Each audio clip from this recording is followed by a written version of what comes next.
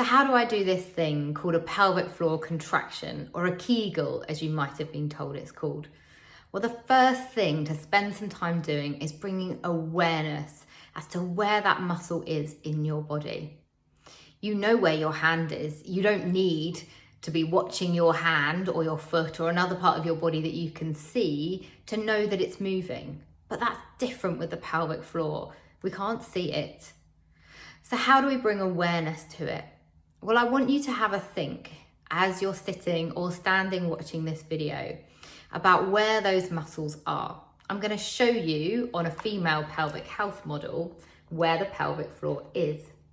So the pelvic floor is all of this red. We're looking down into the pelvic floor here. As you can see, it goes from side to side and back to front. All of this here is the pelvic floor. And the strongest part of your pelvic floor is here around the back passage.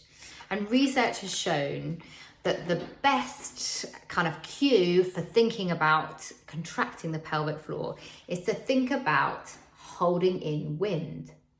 So if you do that with me now, hold in wind and then let it go. And again for me, hold in the wind and then let it go. Now what you want to make sure you do is hold in the wind and bring that contraction forwards to the pubic bone rather than thinking about lifting that contraction up to your head. Okay, so let's try that now. Holding in wind, bringing it forwards. Holding in wind and bringing it forwards. Now, between those contractions, you really need to let go. And I want you to have a think now, or a feel, or just bring awareness to that letting go. It's really important. We don't want to be gripping and holding tension. It's just as important to let it go between contractions as it is to do the contraction itself. One way we can really ensure that that happens is to use our breathing. So I want you to have a go at breathing into your tummy, expanding the rib cage, and breathing out as you do that contraction. So with me now, take a breath, take it into the ribs, expand the ribs, breathe out, holding in wind, bringing it forwards, let it go. Breath in, keep letting it go as you breathe in, breathe out. Now contract, holding in wind, bringing it forwards.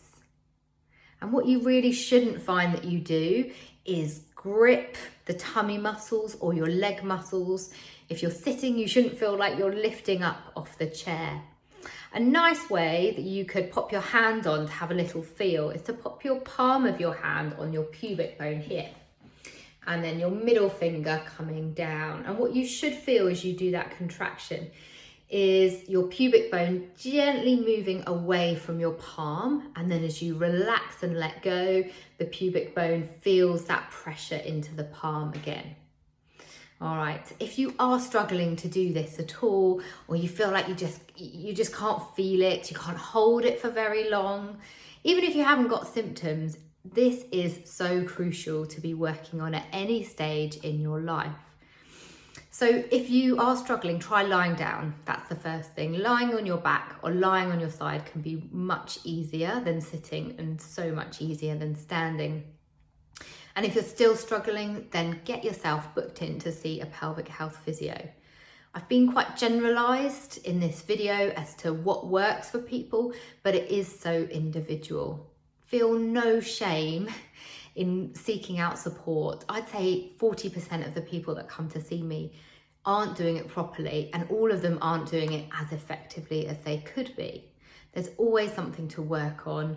Awareness comes first, then the control, then building some strength, and then finally what we can do is make pelvic floor exercises so much more interesting by bringing them into lots of different functional exercises. So I hope that's been really helpful for you. Please get in touch if you have any questions, and I look forward to speaking to you soon.